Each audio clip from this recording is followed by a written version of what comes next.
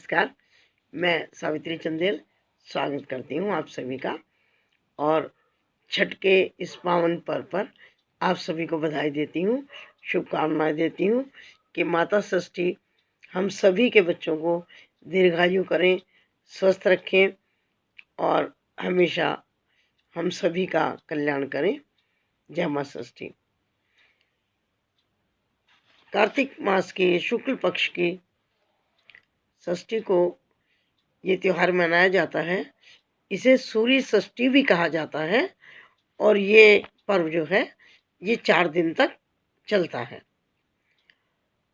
इसकी एक पौराणिक कथा है जिसका हम कथन और श्रवण करते हैं।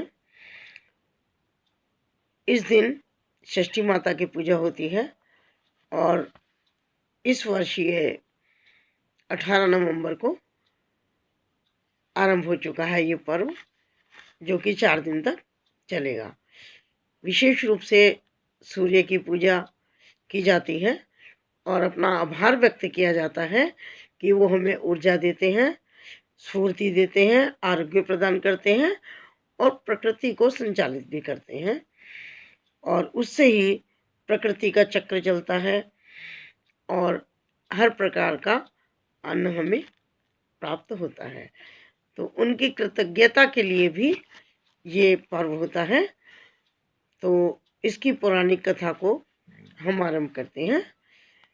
एक राजा थे प्रियव्रत और उनकी रानी थी मालिनी।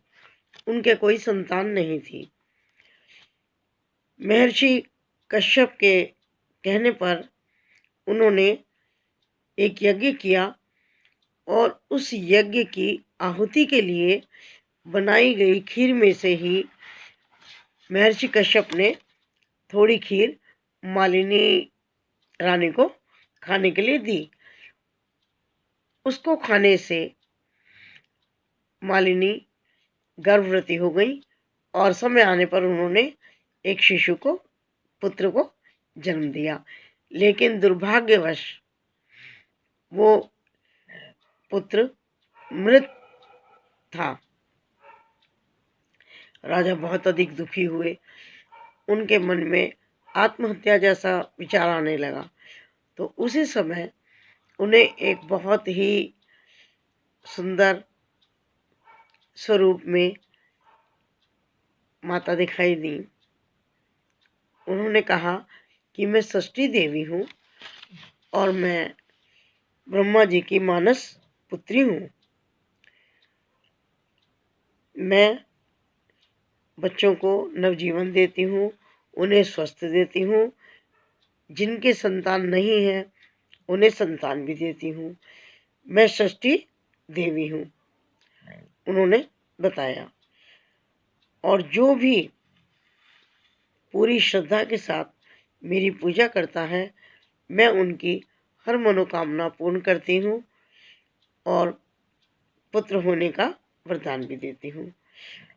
तो इस बात से राजा बड़े खुश हो गए और राजा और रानी ने फिर अगले बरस दीपावली के 6 दिन बाद ये पर्व होता है।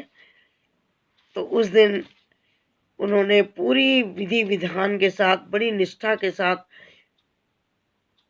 षष्ठी माता का व्रत किया और उसका उद्यापन भी किया।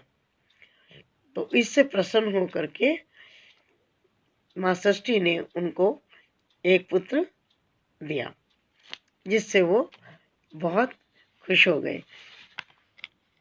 ये हिंदू परंपरा के अनुसार भी जब हमारे घरों में शिशु का जन्म होता है तो 6 दिन बाद, आपको याद है ना, छठी मनाई जाती है। छठी का न्योता भी देते हैं और जो चरपाई का पाया होता है उसको पूजते हैं, लेकिन उसको कहा छठी जाता है। तो ये षष्ठी माता बच्चों का कल्याण करती हैं, बच्चों को दीर्घायु करती हैं, उन्हें स्वस्थ रखती हैं, और जिनके संतान नहीं होती है वो संतान प्राप्ति के लिए भी षष्ठी माता की पूजा करते हैं। ये षष्ठी माता बहुत दयालु हैं और बच्चों के स्वास्थ्य का, उनकी अच्छे जीवन का आशीर्वाद देती हैं, कल्याण करती हैं। इनकी कृपा से सभी बच्चे पूर्ण स्वस्थ और दीर्घायु होते हैं। मार्कंडेय पुराण में उल्लेख है कि सृष्टि की जो देवी हैं प्रकृति की, उन्होंने 6 भागों में अपने को विभाजित किया था। सृष्टि की जो अधिष्ठात्री प्रकृति देवी हैं, उन्होंने अपने को 6 रूपों में विभाजित किया था और इनका जो ये छठा अंश है, ये सर्वश्रेष्ठ मातृ देवी के रूप में जाना जाता है और ये ब्रह्मा की मानस पुत्री हैं और ये सभी को अपना आशीर्वाद देती हैं। मैं प्रार्थना करती हूँ कि वो हम सभी को आशीर्वाद दें, हमारे बच्चों को स्वस्थ रखें, दीर्घायु रखें।